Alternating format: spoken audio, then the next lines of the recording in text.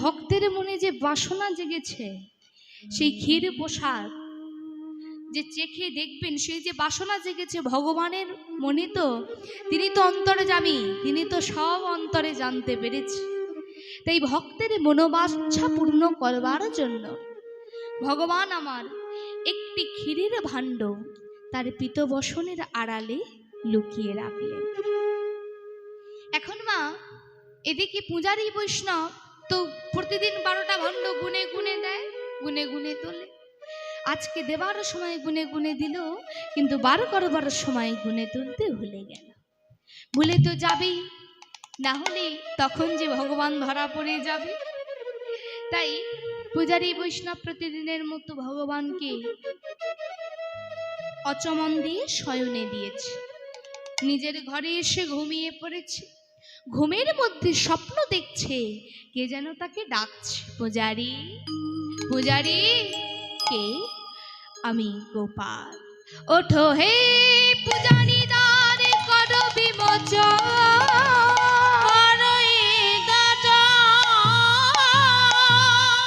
ক্ষীর রাখিয়াছি ওই সন্ন্যাসীর কারণ, ওই সন্ন্যাসী।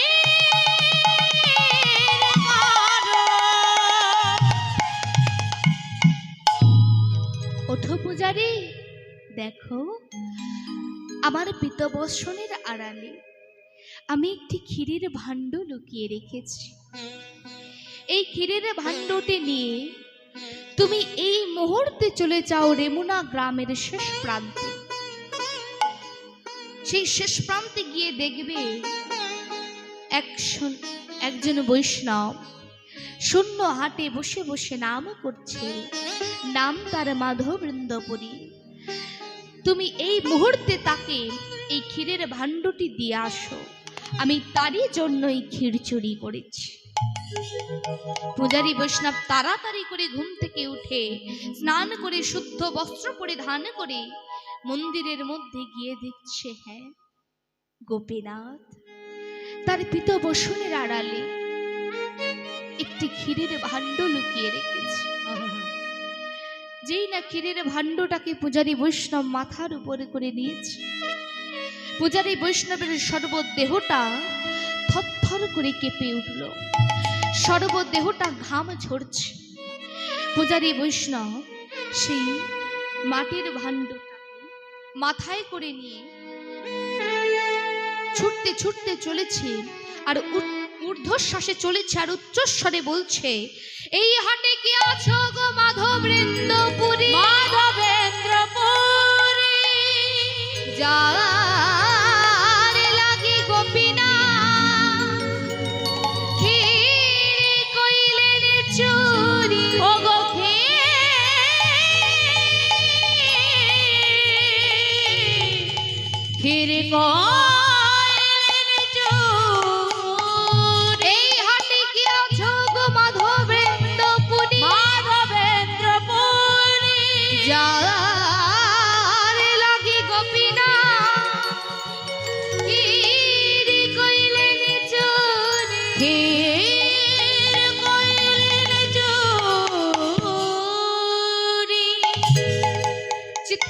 করতে করতে চলেছে, আরে বলতে বলতে চলেছে। মা, এখন পুরী গোসাই তো আপনে মনে বসে বসে নাম করছিলেন। ওই নাম করতে করতে কথাটা যেন পুরী গোসাইয়ের কর্ণে প্রবেশ করে গেল। পুরী গোসাই নাম করতে করতে বলছে, আমি মাধবেপুরে বসিয়ে এইখানে। আর পূজারী বৈষ্ণব বললেন, তোমার সমভাগ্যবান আরে নাই ত্রিভুবন,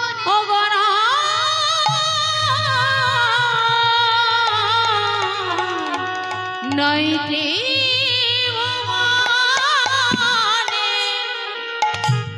পূজারী। পুরী গোসাই বলছে, আমি মাধবপুরী বসি এইখানে। আর পূজারী বৈষ্ণব বলছে, তোমার সমা ভাগ্যবান আর নাই ত্রিভুবনে। কত ভাগ্য করেছ তুমি, কত ভাগ্যবান তুমি কত বৈষ্ণবতা তোমার, সারাটা জীবন ধরে তার সেবা দিয়ে গেলাম, কিন্তু একদিনের জন্য, এক মুহূর্তের জন্য তার বিন্দু মাত্র করুণা হলো না। আর কত বৈষ্ণবতা তোমার, স্বয়ং গোপীনাথ তোমার জন্য ক্ষীর চুরি করেছে। কথাটি শোনা মাত্র পুরী গোসাই কানে আঙুল দিয়েছে। কেন? কারণ ভক্ত কখনো প্রতিষ্ঠা চায় না, সে ভগবানকে প্রতিষ্ঠা দেয়, কিন্তু সে নিজে কখনো প্রতিষ্ঠা চায় না। এখন আমরা তোমার প্রতিষ্ঠার আশায় ছুটে বেড়াই, কিন্তু প্রকৃত ভক্ত যে হয় সে কখনো প্রতিষ্ঠা চায় না, সে ভগবানকে প্রতিষ্ঠা দেয়, কিন্তু সে নিজে কখনো প্রতিষ্ঠা চায় না।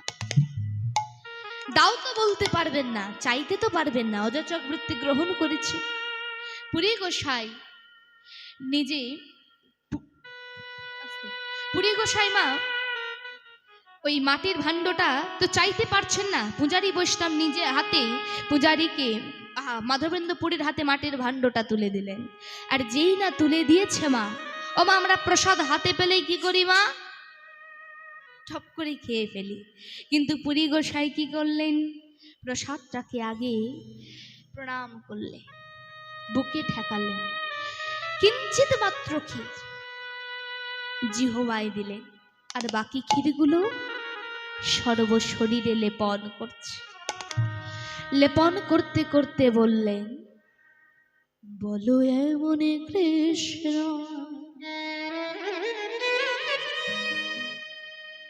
প্রেম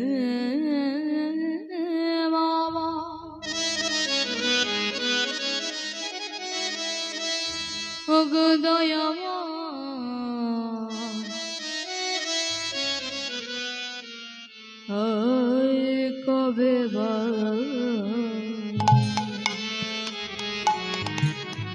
বলো এমন কৃষ্ণ প্রেম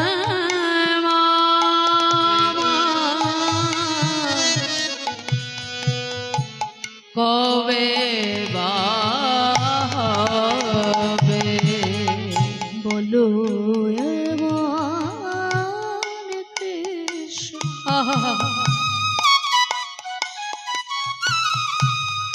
এমন কৃষ্ণ, হরি বল হরি বল, এমন কৃষ্ণ প্রেম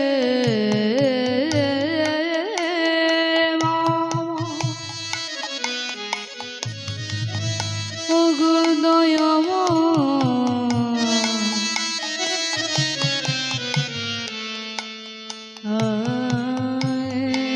কবে বলো এমন কৃষ্ণ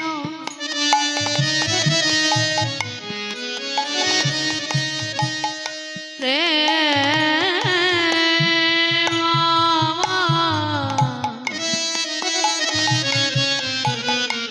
কবে কবে করুণাময় দয়াল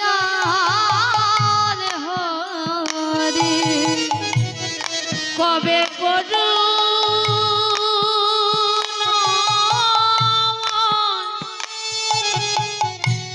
দয়াল হরি কবে করুণা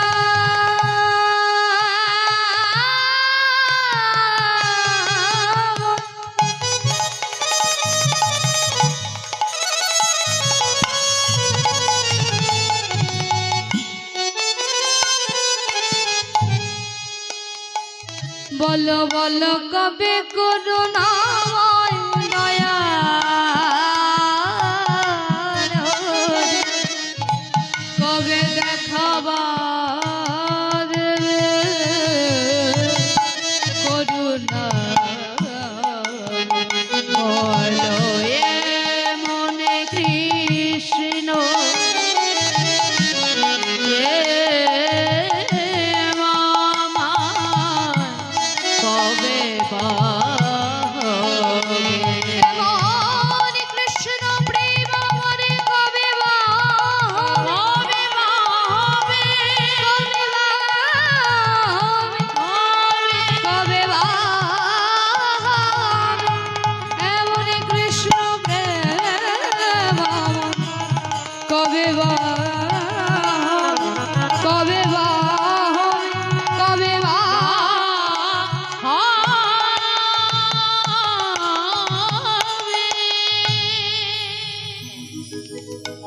এখন ক্ষীরগুলো সর্বশরীরে লেপন করবার পর মনে মনে ভাবছে ভাণ্ডটা কি ফেলে দেব না, গোপীনাথ নিজে হাতে চুরি করেছে বলে কথা, ক্ষীর যদি প্রসাদ হয় তবে ভাণ্ডটাও প্রসাদ, ফেলবো না। মাটির ভাণ্ডটাকে টুকরো টুকরো করে ভেঙে নিজের বহির্বাসে বেঁধে রাখলেন। মনে মনে ভাবলেন এই হবে আমার আজ থেকে একমাত্র প্রসাদ, প্রতিদিন একটু একটু করে পাবো। এখন মা তিনি মনে মনে ভাবছেন না আর এক মুহূর্ত এখানে থাকা চলবে না, কারণ যেই না সকাল হবে আর ওই পূজারী বৈষ্ণব সবাইকে বলে বেড়াবে যে গোপীনাথ আমার জন্য ক্ষীর চুরি করেছে, আর কথাটা শোনা মাত্রই সবাই আমার কাছে ছুটে আসবে, আমাকে কত বাহবা দেবে। না না, আমি তো প্রতিষ্ঠা চাই না। তাই প্রতিষ্ঠার ভয়ে সেই রাতেই সেই রেমুনা গ্রাম ছেড়ে চলে গেলেন নীলাচলে। নীলাচলে জগন্নাথ মন্দিরে গিয়ে পূজারীকে সমস্ত বৃত্তান্ত খুলে বলতে পূজারী বৈষ্ণব মলয় চন্দন আর কর্পূর সংগ্রহ করে দিলেন, সঙ্গে বইবার জন্য দুজন বাহুকও পাঠিয়ে দিলেন। এখন যখন ফিরে আসছে মা আবার তো সেই পড়েছে বালেশ্বর, মনে মনে চিন্তা করছে গোপীনাথকে না দেখেই চলে যাব বাপু, না এসেছি যখন দেখা তো করতেই হবে।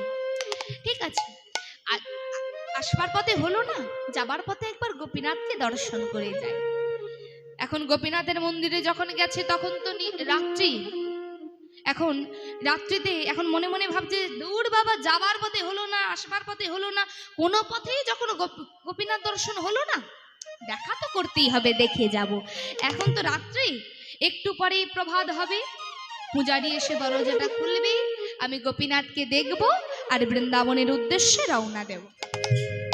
এখন পূজারী মাধবেন্দ্রপুরী কি করেছে মা, ওই মন্দিরের সামনে দরজার সামনে শুয়ে পড়েছে, ক্লান্ত শরীর ঘুমিয়েও পড়েছে। এখন ঘুমের মধ্যে স্বপ্ন দেখছে কে যেন তাকে ডাকছে, মাধব মাধব। কে? আমি গোপাল। এই তো ঢয়মাই, এই তো আমি তোমার জন্য মলাই চন্দন আর কর্পূর নিয়ে যাচ্ছি, আর তোমাকে কষ্ট পেতে দেব না দয়াময়, আর তোমার কষ্ট হবে না, এই তো আমি নিয়ে যাচ্ছি। মাধব, তোমাকে আর মলয় চন্দন কর্পূর নিয়ে বৃন্দাবনে আসতে হবে না, তুমি যে গোপীনাথের সম্মুখে আছো সেই গোপীনাথের সর্বাঙ্গে কর্পূর মিশ্রিত মলয় চন্দন লেপন করে দাও, আমি শীতল হয়ে যাব। তাকে করে হয় দয়াময়, আমি তো তোমার জন্য মলয় চন্দন নিয়ে যাচ্ছি। মাধব, আমি যে তোমায় পরীক্ষা করছিলাম, কিন্তু তোমাকে পরীক্ষা করতে গিয়ে আমি তো নিজেই তোমার কাছে হেরে বসে থাকলাম গো মাধব। আমি কি দেখলাম জানো, ওই মলয় চন্দনের চেয়ে তোমার ভক্তি চন্দন যে অনেক বেশি গাঢ়, আর তোমাকে মলয় চন্দন নিয়ে বৃন্দাবনে যেতে হবে না, তুমি এই গোপীনাথের সর্বাঙ্গে মলয় চন্দন লেপন করে দাও, আমি শীতল হয়ে যাব। তাকে করে হয় দয়াময়, তাকে করে হয়। বৃন্দাবনে তুমি গোপাল আর রেমুনায় তুমি গোপীনাথ, দুজন এক কি করে হয়? মাধব, ভুল করো না, আমাতে আর গোপীনাথের একই অঙ্গ একই অঙ্গ উহাকে চন্দন দিলে যেন আমার তাপ, যেন আমার তাপ। আমি যে গোপীনাথ তো সে, তুমি ভুল করো না, তুমি যে গোপীনাথের সম্মুখে আছো সেই গোপীনাথের সর্বাঙ্গেই তুমি লেপন করো। বেশ, তাই হবে দয়াময়। যেই না সকাল হয়েছে পূজারী বৈষ্ণবকে সমস্ত বৃত্তান্ত খুলে বলতে, সেই দিন থেকে পূজারী বৈষ্ণব আর মাধবেন্দ্রপুরী দুজনে মিলে গোপীনাথের সর্বাঙ্গে মলয় চন্দন আর লেপন মাখাতে শুরু করলেন, লেপন করতে শুরু করলেন। যতদিন না পর্যন্ত মলয় চন্দন শেষ না হলো ততদিন পর্যন্ত মাধবেন্দ্রপুরী রেমুনাতেই রয়ে গেলেন। এখন পূজারী বৈষ্ণব আর মাধবেন্দ্রপুরী দুজনে মিলে গোপীনাথের সর্বাঙ্গে মলয় চন্দন আর কর্পূরে লেপন করছেন। আর লেপন করতে করতে বললেন,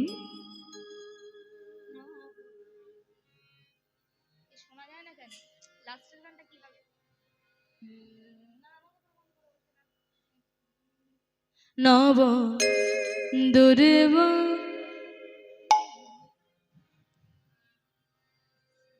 নব দুর্বদল ঘনশ্যাম নব দুর্বদল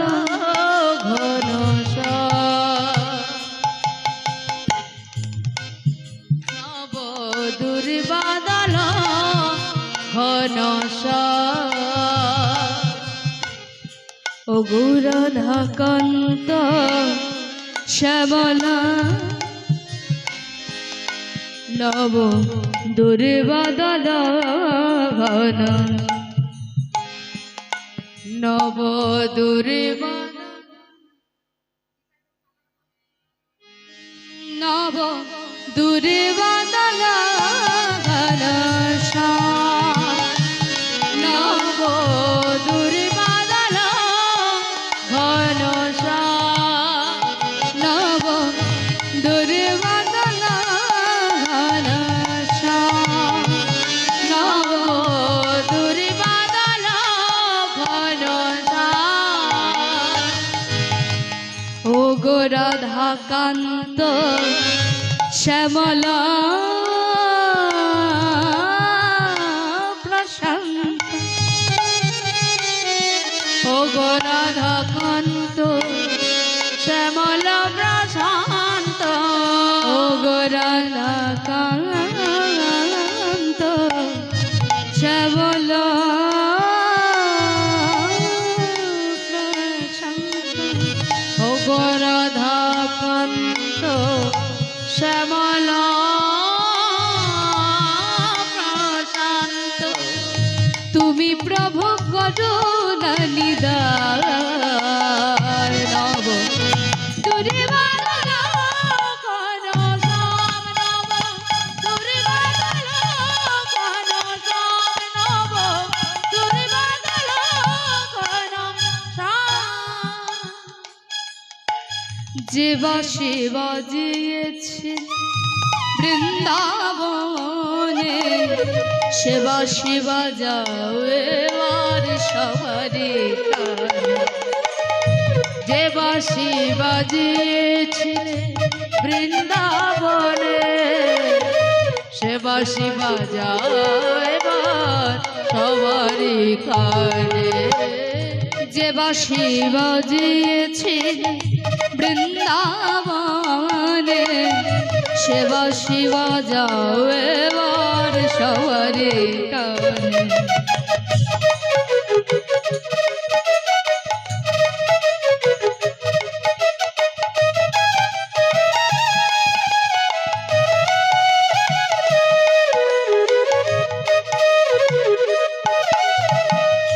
যে বাঁশি বাজিয়েছে বৃন্দাবনে সে বাঁশি বাজাও এবার সবারই কানে নব দুর্বদল ঘনশ্যাম নব দুর্বদল ঘনশ্যাম নব দুর্বদল ঘনশ্যাম নব দুর্বদল ঘনশ্যাম নব দুর্বদল ঘনশ্যাম